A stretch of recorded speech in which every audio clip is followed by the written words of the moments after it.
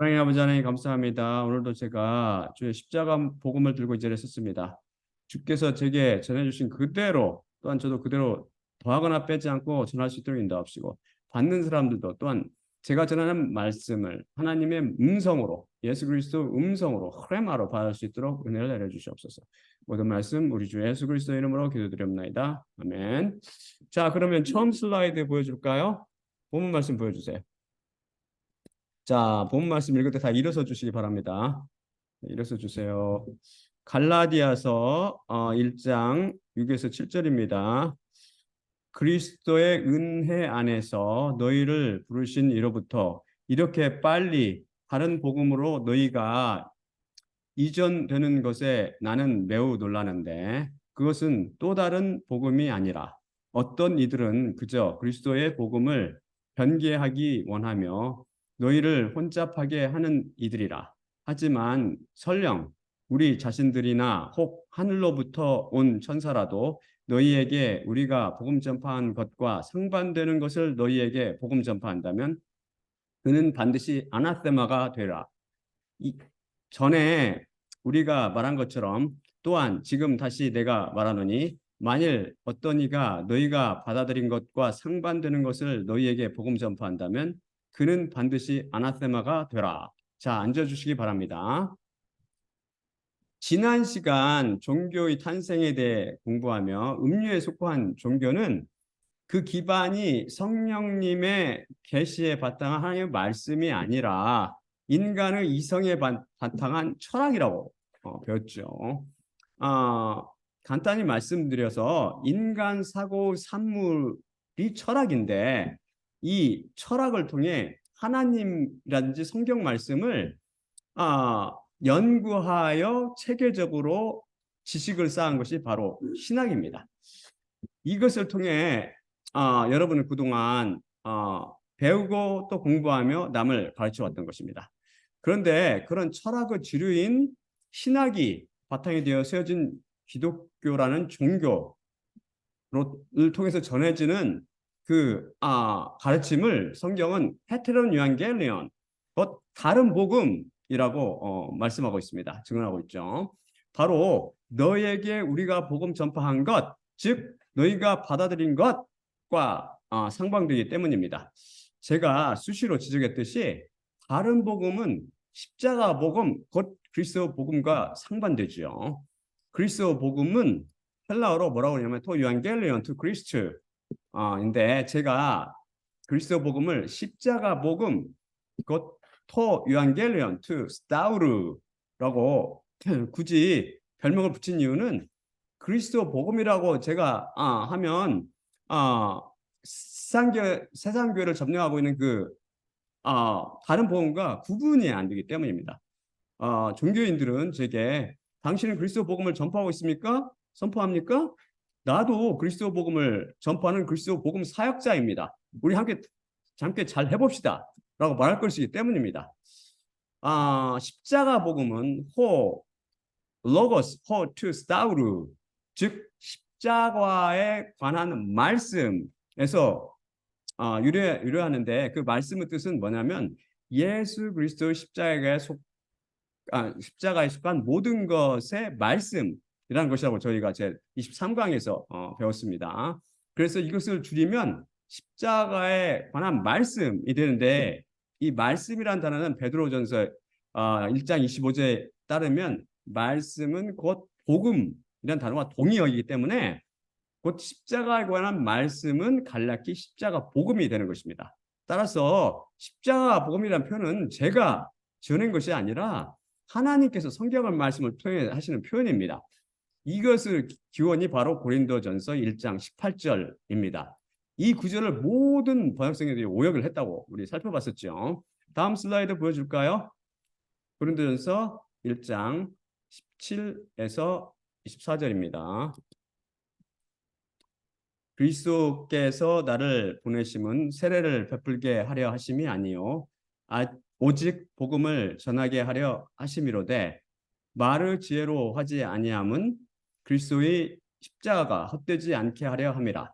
십자가에 관한 말씀이 멸망하는 자에게는 미련한 것이요 구원을 받는 우리에게는 하나님의 능력이라. 기록된 바 내가 지혜 있는 자들의 지혜를 멸하고 총명한 자들의 총명을 폐하리라 하였으니 지혜 있는 자가 어디 있느냐? 학자가 어디 있느냐? 이 세대의 변론가가 어디 있느냐? 하나님께서 이 세상의 지혜를 미련하게 하신 것이 아니냐? 하나님의 지혜에 있어서는 이 세상이 자기 지혜로 하나님을 알지 못하므로 하나님께서 공적 말씀 선포 미련한 것으로 믿는 자들을 구원하시기를 기뻐하셨도다. 유대인은 표적을 구하고 헬라인은 지혜를 찾으나 우리는 십자가에 못 박히신 그리스도를 선포하니 유대인에게는 걸림돌이요 이방인에게는 미련한 것이로되 오직 부르심을 받은 자들에게는 유대인이나 헬라인이나 그리스도는 하나님의 능력이요 하나님의 지혜니라.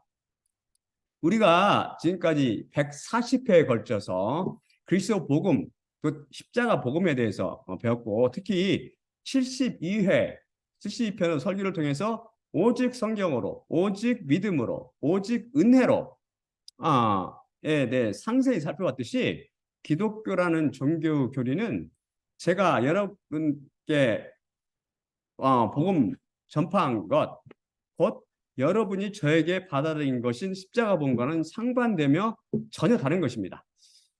종교인들이 저를 어떻게 평가할지는 모르지만 제가 입이 닳도록 매번 말씀드리거니와 제가 보기에는 기독교라는 종교는 분명 다른 복음을 전하고 있습니다. 안타깝게도. 무늬만 그리스도 복음과 비슷하지만 내용은 전혀 다릅니다. 다르기 때문에 다른 복음이라고 하지요. 왜냐하면 성경 말씀을 오직 성경으로, 오직 믿음으로, 오직 은혜로 그 원칙에 크게 벗어나서 인간의 이성과 감성에 의해서 이해하고 가르치며 전파하기 때문이죠. 성령님의 계시와 조명이 아닌 인간의 이성과 감성의 도구로 그걸 써서 성경 말씀을 접근하는 것입니다. 여기에 이성의 기반이 되는 게 철학이고 감성의 기반이 되는 게 바로 인본주의죠. 헤테론 유한겔리온 그 다른 복음에 대해서 바울의 입을 통해서 하나님께서 말씀하시듯이 뭐라고 말씀하세요? 그것은 또 다른 복음이 아니라고 말씀하십니다. 이 복음을 이 구절을 모든 한글 성경 100% 그리고 킹 제임스 버전을 비롯한 영어권들 반절 정도 오역을 했습니다. 헬라어 원문에 따르면 다른 복음에서 그 다른은 헤테로스라는 단어를 쓰고요. 또 다른 복음이라고 제가 번역해도 또 다른 복음이라는 것은 알로스라는 다른 단어를 씁니다. 그 헬라어 원산 중에 최고봉인 그 TDNT, 키텔 사전을 흔히 부르는 그 TDNT에 따르면 헤테로스는 the other where there are two, 그 두 개가 있을 때 그 두 개 중 다른 하나를 일컬 때 쓰고 알로스라는 단어는 another where there are many, 그러니까 두 개 이상 많은 것들 중에 어떤 하나를 가리킵니다. 그래서 이 사전은 분명 헤테로스와 알로스라는 단어를 분명히 구분해서 정의해 줍니다.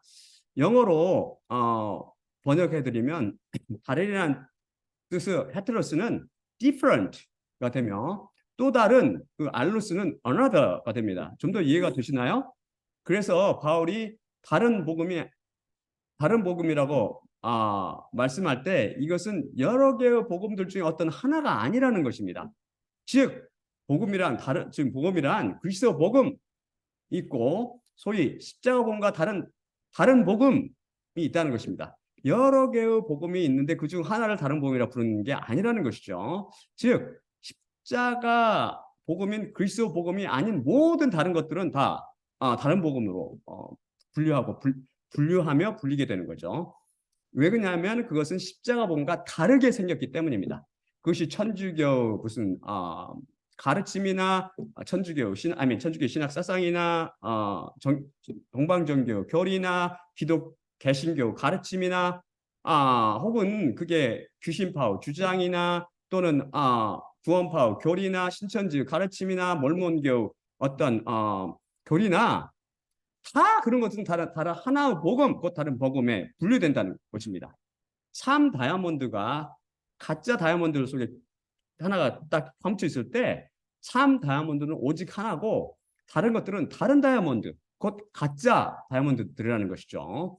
제 110강 열문화 비유를 통해서 노예들의 숫자가 몇이 등장하죠? 셋이 등장하죠. 근데 여기서 기억나시는 분이 있을지 모르지만 그 셋째 노예, 그 주인으로부터 악한 노예라고 들었던 그 자를 뭐라고 원문은 부르냐면은 호 헤테로스, 다른 자라고 부릅니다. 세 명이니까 알로스라는 말을 써야 되는데 알로스라는 뜻이 헤테로스라는 단어를 써서 표현했습니다. 왜 그럴까요? 이것은 첫 둘과 달리 다른 부류에 속한 자이기 때문입니다. 여기서 세 명의 노예들이 등장하지만 사실은 두 부류 노예가 분류되는 거죠. 하나는 유게네스, 그 좋은 종류 또는 좋은 부류의 그 노예와 노예들과 첫 두 노예가 그렇죠. 또 하나는 악한 부류, 다른 부류 그 하나입니다.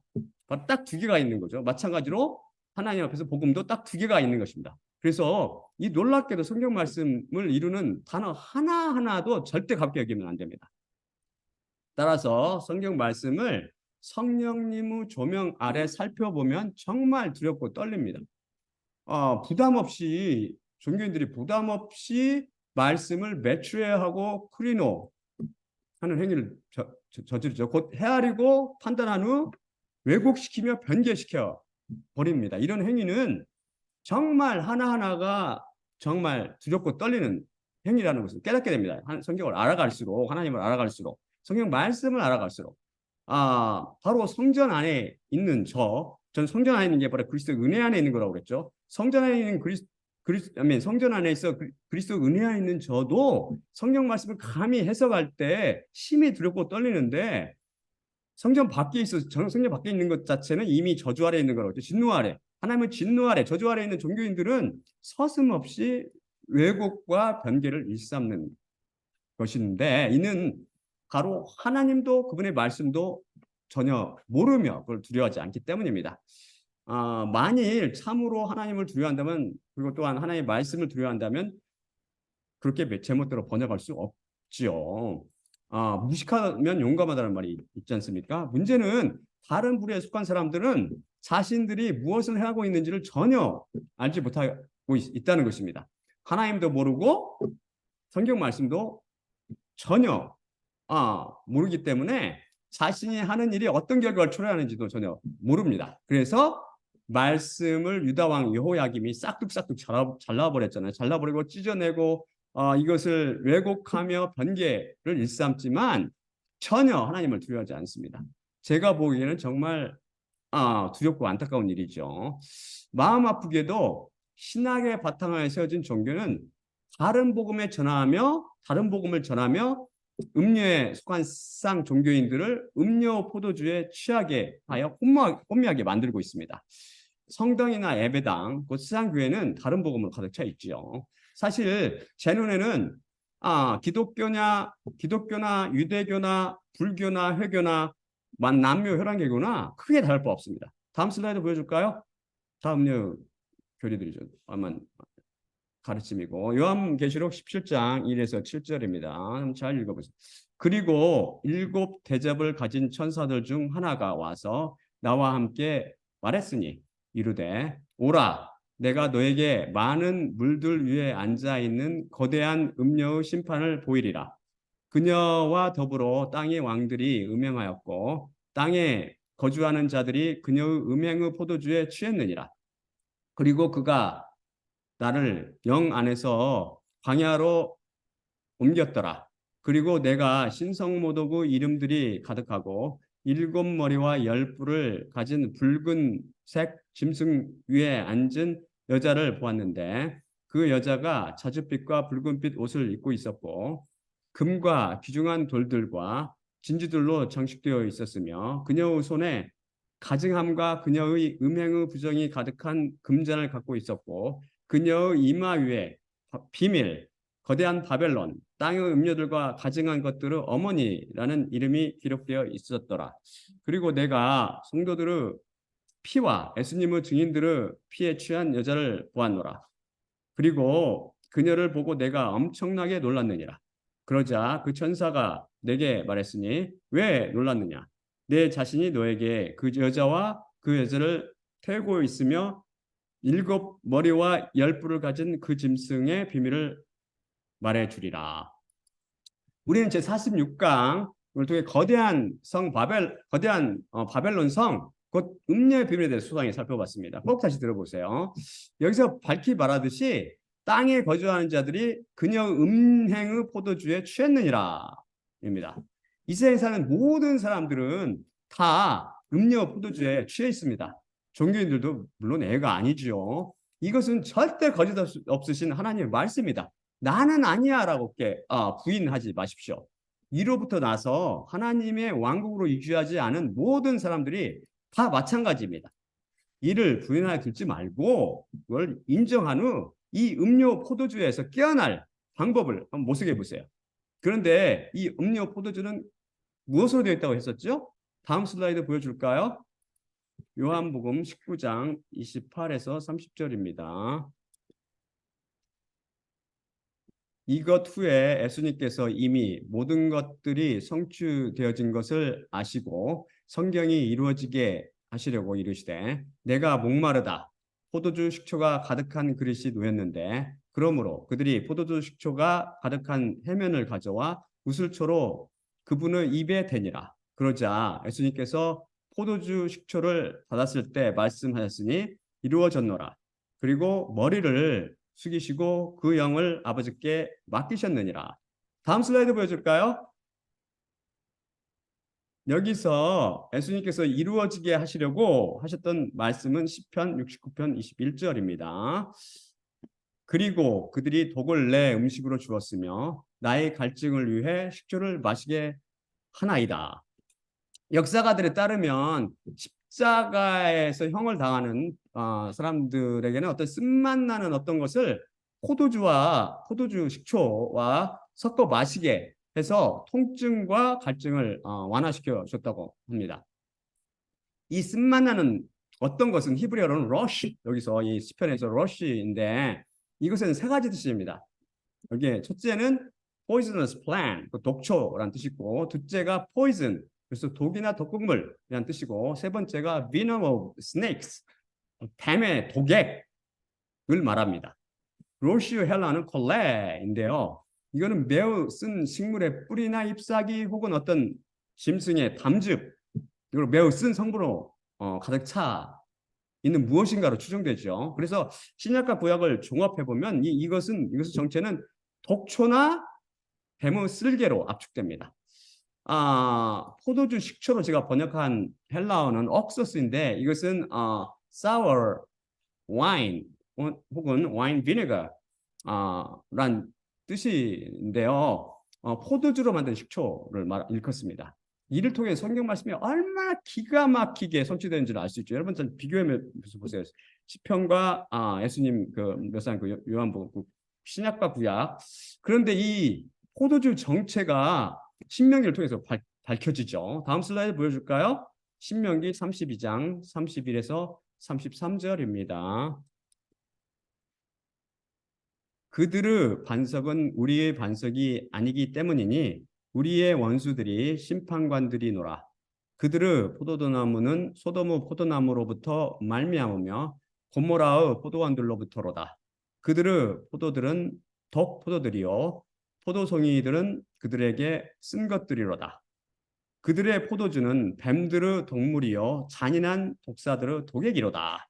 이것은 모세가 죽기 전에 노래한 내용이죠. 신명기 42장은 정확히 이스라엘, 곧 겉으로만 이스라엘, 껍데기만 이스라엘인 그런 종교인들의 정죄와 참 이스라엘, 곧 그리스도인들의 구원을 노래한 내용입니다. 그들이라고 여기서 지칭되는 사람은 바로 바리새인들을 비롯한 종교인들을 의미하며 그들은 음녀의 자녀들이고 예수님께 바로 뱀의 독액을 그분이 가라할 때 드린 자들이죠. 성경 말씀은 모두 예수 그리스도와 십자가 된 증언이라고 제가 여러 번 말씀드렸죠. 이 구절이 정확히 이를 증언해 줍니다. 여기서 우리의 원수들이 심판관들이노라가 무슨 뜻입니까? 곧 제사장과 바리새인들을 비롯한 그 유대 종교인들, 그 지도자들이 심판관들이 되어서 예수님을 심판하고 십자가에 못 박지 않았습니까? 그들이 준비한 포도주는 바로 소돔과 고모라의 포도원으로부터 말미암은 것이었으며 그 포도주는 뱀의 쓸개로 탄 바로 독액이어서 매우 쓴맛이 났습니다. 요한계시록 11장 8절은 예수님께서 못 박히는 장소를 예루살렘이라고 하지 않고 영적으로 소돔 혹은 애굽이라고 증언합니다. 기가 막히게 성경이 쫙쫙쫙 들어맞는 것이죠. 바로 이것을 염두에 두고 싹 이렇게 연결이 되는 거죠. 예수님께서 음녀의 자녀들이 준비한 이 독약의 포도주를 맛만 보셨지 들어 마시지는 않으셨죠. 그것을 맛을 보신 이유는 바로 아까 시편 말씀을 성취하기 위함이며, 또한 독사의 독약이 들어있는 이 포도주를 맛을 보신 이유는 바로 동일한 이 포도주에 취한 바로 사람들을 구원하시기 위함이십니다.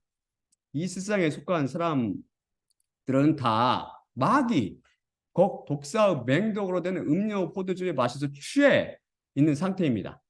독이 퍼져서 죽어서 사망의 법 아래 살면서 음료 포도주에 취해서 마귀에 속아서 육신의 정욕과 눈의 정욕과 삶의 자만심을 채우기 위해 헛되이 쓰게 합니다. 구속받지 못한 악한 날들을 살며 사망을 향해 다른 박질 치고 있는 것이죠. 예수님의 비유 하나를 한번 살펴볼까요? 여러분도 이 비유를 한번 풀어보실래요? 여러분이 얼마나 이 비유를 풀어들면 진짜 여러분은 대단한 것이 대단. 다음 슬라이드 보니까 마태복음 13장 33절입니다. 종교인들이 아무도 풀지 못하는 이걸 한번 풀어보세요. 또 다른 비유를 그들에게 또 다른 비유를 그들에게 그분께서 말씀하였으니 하늘들의 왕국은 누룩과 같은데 그것을 여자가 받은 후 전체가 발효될 때까지 새 사톤의 밀가루 안에 감추어 두었느니라. 이 비유를 이해하고 제대로 해석한 종교를 지금까지 한 명도 만나보지 못했죠. 그러니까 이게 문제가 있는 거라고요. 이게 이런 기본 중에 기본 중에 기본은 아니죠. 사실 성령님의 조명이 없으면 절대 풀리지 않는 거죠. 사실 그들이 성경 말씀을 철학으로 그 이성으로 동원하여 풀려고 덤벼들었기 때문이죠. 이것은 언뜻 쉬워 보이지만 성령님의 조명이 없으면 절대 풀리지 않는 비유입니다. 성경에서 누룩은 무엇을 비유할까요? 반드시 오직 성경으로, 오직 믿음으로, 오직 은혜로 원칙에 의해서 풀어야 한다고 그랬죠. 오직 성경으로 원칙에 의해서 누룩은 무엇을 비유합니까? 다음 슬라이드 보여주세요. 마태복음 16장 5에서 12절입니다.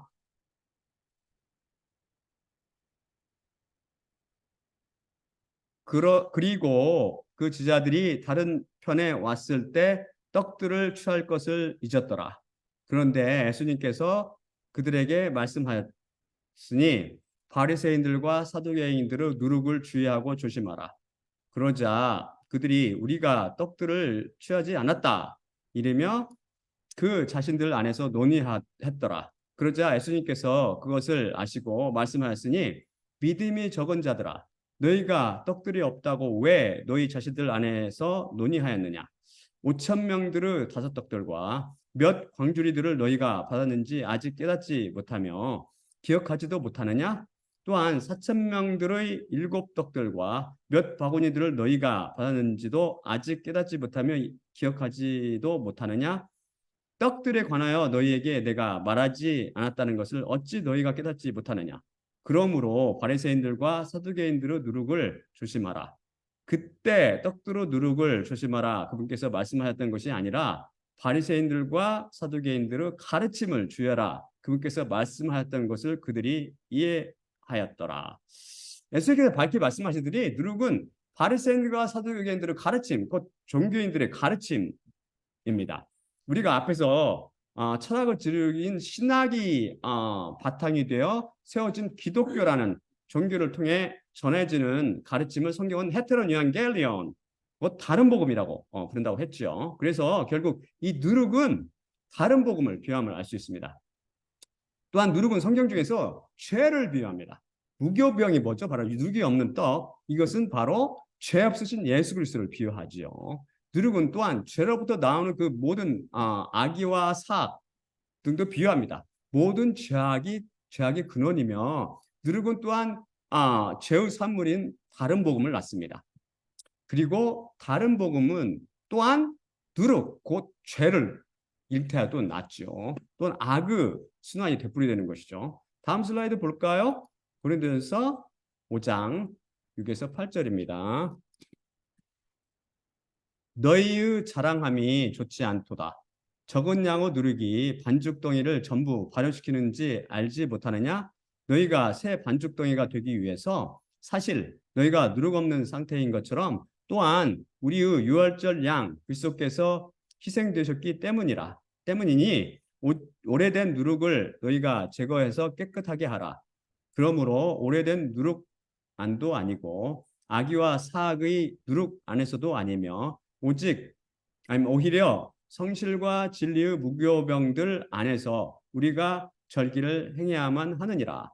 여기서 누룩은 죄와 이로부터 말미암은 악한 행위를 비유하며 새 반죽덩이와 무교병은 바로 누룩이 없는 하나님의 교회를 비유합니다.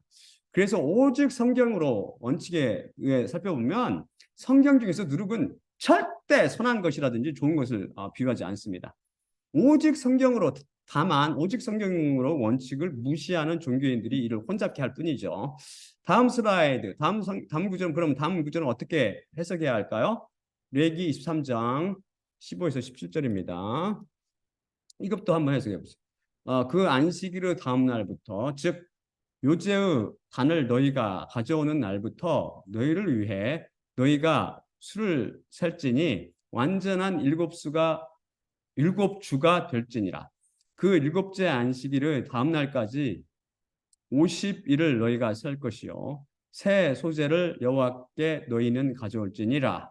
너희의 처소들로부터 고운 밀가루 10분의 2 에바의 요제의 떡 두 덩이를 너희가 가져올지니라. 그것들은 누룩이 들어간 것들일 것이며 그들은 여호와께 첫 열매들로 부어질지니라. 이것은 지금 무슨 절기에 대해서 이야기하고 있죠? 유월절이 낀 그 안식일 다음 날 요제로 그때 바치라고 하셨는데 전에 살펴봤죠. 이것은 예수님의 부활을 예표한다고 제 37강에서 살펴봤고 이 날은 바로 부활로 그 영적 의미가 성취됩니다. 근데 그날부터 40일을 49일을 세거나 바로 전날인 안식일부터 50일을 쭉 세면은 그날이 바로 지금 말하고 있는 무슨 날입니까? 바로 이것이 오순절이죠. 오순절의 영적 의미는 바로 성령 강림으로 정확히 이 날이 성취되었습니다. 그런데 오순절에 하나님께서 요제의 떡 두 덩이를 가져오라고 명령하십니다. 그리고 그것을 부어서 하나님께 여호와께 바치라고 말씀하시죠. 그런데 왜 이 떡덩이에 누룩이 들어가 있어야 한다고 하셨을까요?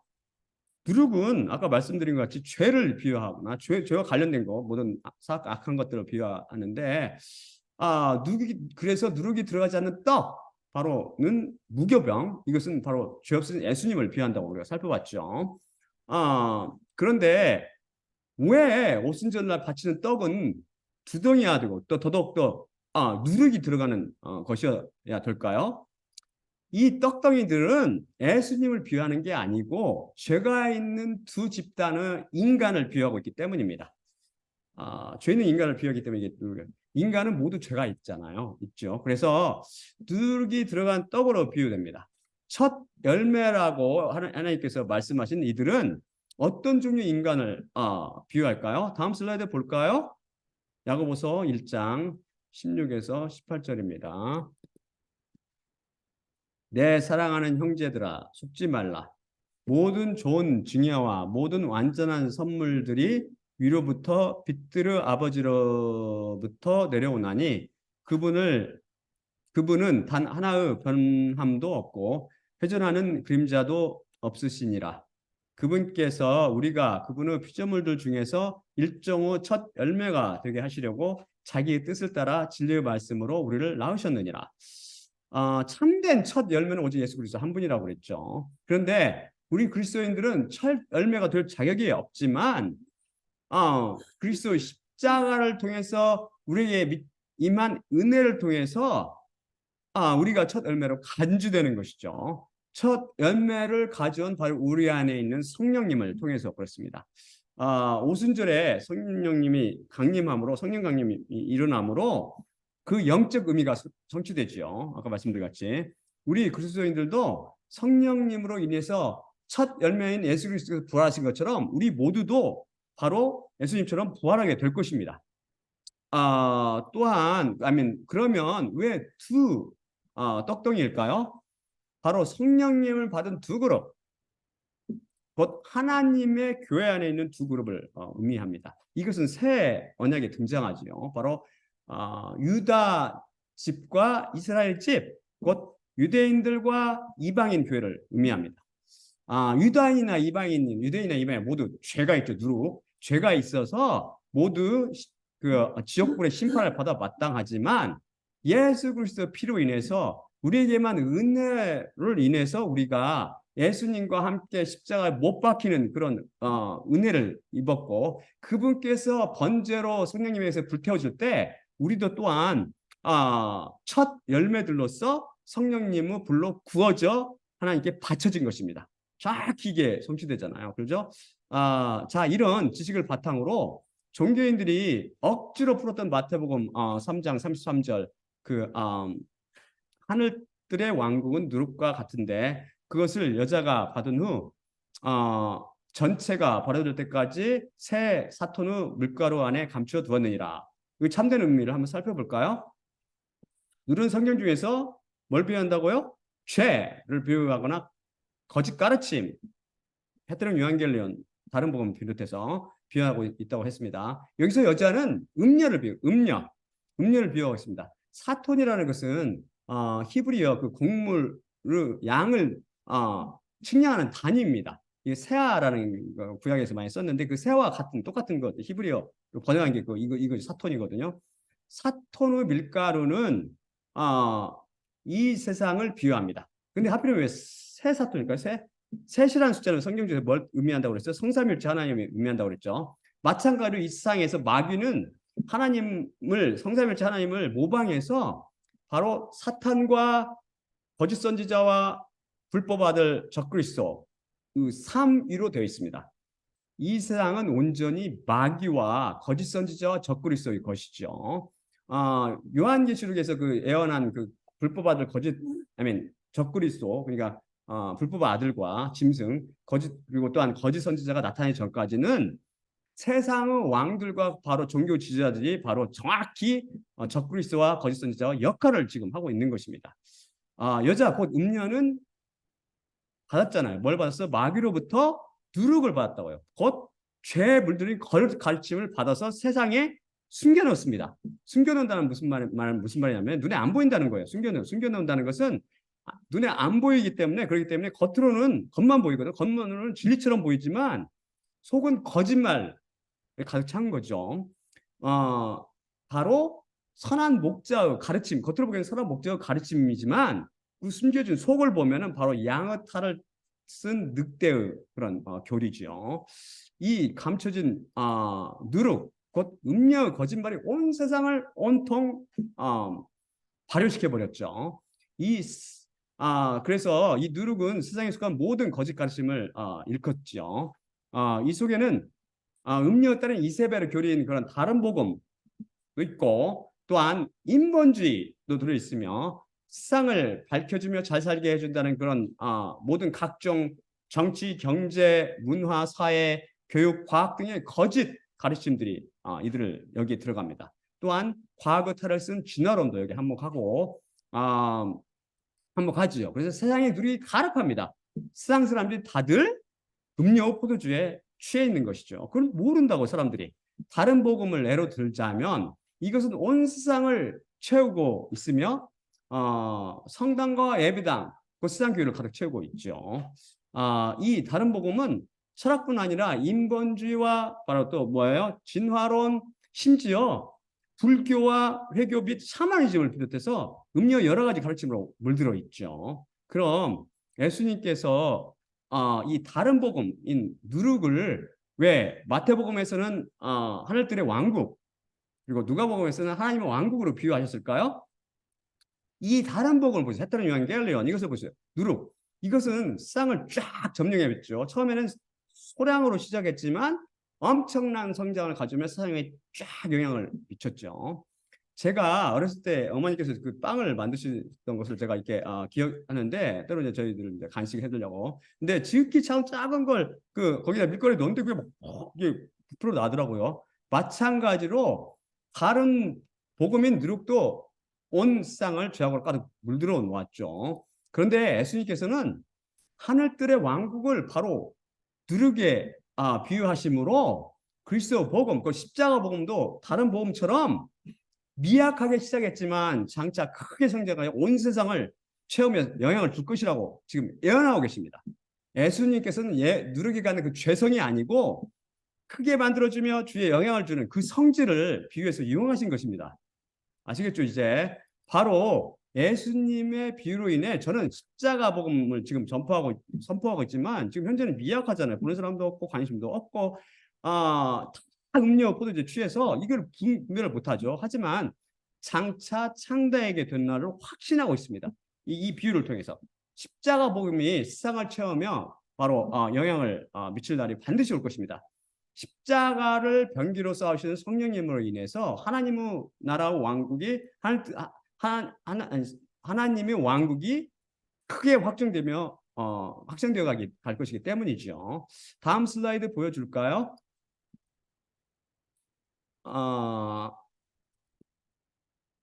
그리스도의 복음, 그 십자가 복음도 음료 누룩처럼 매우 커질 것입니다. 욥 8장 7절, 욥기 8장 7절. 그리고 내 처음은 작을 것이지만 내 마지막은 매우 창대하리라.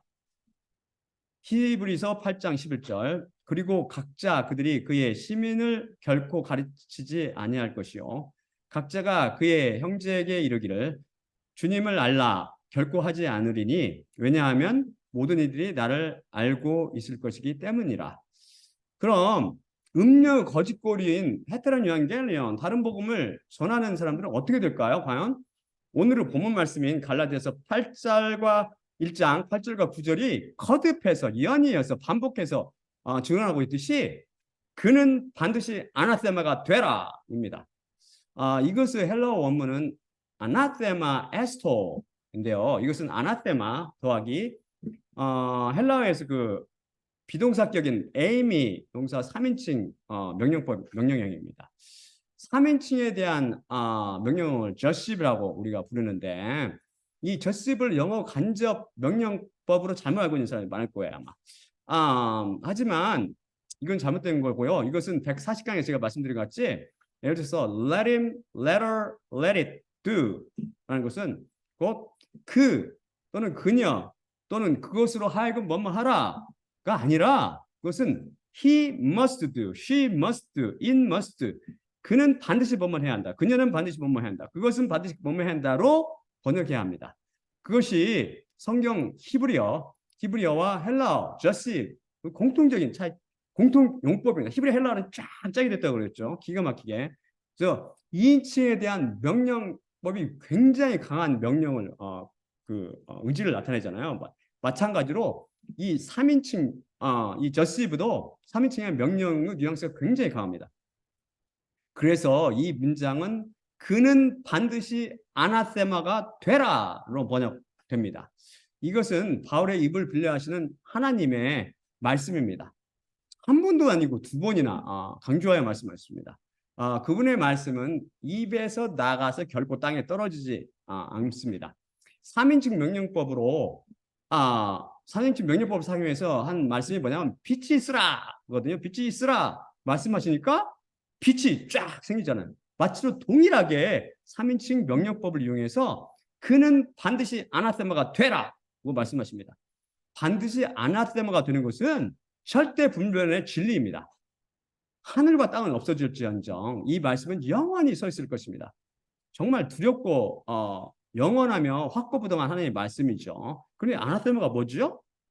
아나테마 여러 번 살펴봤는데요. Something dedicated or consecrated to the deity로 하나님께 바쳐지거나 봉헌된 것이라는 뜻이며 좋은 의미가 아니라 something delivered up to divine wrath, dedicated to destruction and brought unto a curse로 하나님의 진노에 맡겨진 것, 멸망하도록 바쳐져서 저주받은 것이라는 뜻입니다. 결국 헬라 아나테마는 히브리어 헤렘과 같은 것으로 하나님께 온전히 드려서 하나님께 진노의 불로 멸해버리시는 가증한 것, 곧 저주받은 것이라는 뜻입니다. 그러므로 그는 반드시 아나세마가 되라는 말씀은 환원하면 그는 반드시 지옥불의 저주를 받아라 됩니다. 안타깝게도 종교인들은 다른 복음을 배우고 가르치며 선포하는 바람에 자신도 모르는 사이에 다 지옥불의 저주 아래 놓여 있습니다. 지금 이것은 절대 불변의 진리죠. 종교인들이 하늘들의 왕국 곧 천국에 들어갈 것으로 생각하고 있는 그 종교의 지도자들은 그들의 생각과는 달리 바리새인들처럼 안타깝게도 한 사람의 예외도 없이 다 지옥에서 지금 아나세마로 여호와의 진노 불로 고통받고 있을 것입니다. 이 말씀을 보면 알잖아요. 제 말씀이 믿어지지 않다면 제 102강 설교를 다시 들어보시면 그 개신교 목사 Ray Comfort의 경고에 한번 귀 기울이기 바랍니다. 설마가 반드시 하나님의 말씀, 바울의 입을 빌려 말씀하신 하나님의 말씀을 무시하는 모든 종교인들에게 저주로 임할 것입니다. 다른 복음을 전하는 것이 이렇게 큰 죄가 되는 이유는 바로 예수 그리스도 피로 쓰여진 말씀을 범한 죄이기 때문이며 자기뿐 아니라 다른 사람들까지 다 사망으로 인도했기 때문입니다. 인도하고 있기 때문이죠. 여러분 중에 많은 사람들은 자신도 모르는 사이에 바로 하나님의 지옥불의 저주를 받았다는 사실을 전혀 상상도 못했을 것입니다. 나는 하나님을 했으니까 이제 천국에 가겠지. 불안하지만 항상 불안한 마음으로 이렇게 생각했겠지만 지금 딱 말씀을 들어보니까 확실히 저주 아래 놓여 있는 거죠. 그만큼 다른 복음은 사람을 눈을 멀게 한다고요. 눈을 멀게 해서 자기가 어디에 있는지를 못 보게 하고 이것을 전파한 죄가 얼마나 큰지도 못 깨닫게 하는 거죠. 이 저주는 백마를 탄 왕자가 와서 키스해서 하면 풀어지는 그런 동화 속 저주가 아닙니다. 이것은 말씀 자체이시며 의 자체이신 하나님께서 하신 지금 우리 살펴봤잖아요. 갈라디아서에서 하시는 하나님의 선포라고 해요. 말씀 선포. 그럼 과연 이 저주는 결코 풀려지거나 결코 돌이킬 수 없는 것일까요? 저도 잘 모릅니다. 그것은 나는 나인 나다우 여호와 하나님 우리 주 예수 그리스도께 달려 있습니다. 저는 다른 복음을 전파하며 저준받은 사람들이 앞으로 겪을 일에 대해서 그저 안타깝고 두려울 따름입니다. 자, 그럼 마지막으로 고린도전서 11장 23에서 26절을 읽고 마치겠습니다. 내가 너희에게 전하는 것은 주님께 받은 것이니 곧 주 예수님께서 잡히시던 밤에 떡을 취하시고 감사하신 후 떼어 이르시되 이것은 너희를 위하는 내 몸이니 이것을 행하여 나를 기억하라 하시니라. 19회 또한 그와 같이 잔을 취하시고 이르시되 이 잔은 내 피로 세운 새 언약이니 이것을 행하여 마실 때마다 나를 기억하라 하시니라. 그러므로 너희가 이 떡을 먹으며 이 잔을 마실 때마다 주님의 죽으심을 그분이 오실 때까지 전파할지니라. 예수님의 몸과 피로 상징되는 떡을 떼며 잔을 마실 때마다 십자가를 통해 다른 복음을 크게 경고하시는 예수님만 바라봅시다. 또한 나의 십자가를 지고 내가 나의 십자가를 기억하고 내가 다시 올 때까지를 전파하라고 말씀하신 예수님과 그분의 죽으심을 기억하고 전하며 하나님의 백성이 다른 복음을 전파함으로 지옥불의 저주 아래 놓이지 않도록 하나님 당신께 은혜로 지켜주시기를 기도드립니다. 자, 그러면 제가 기도하고 마치겠습니다.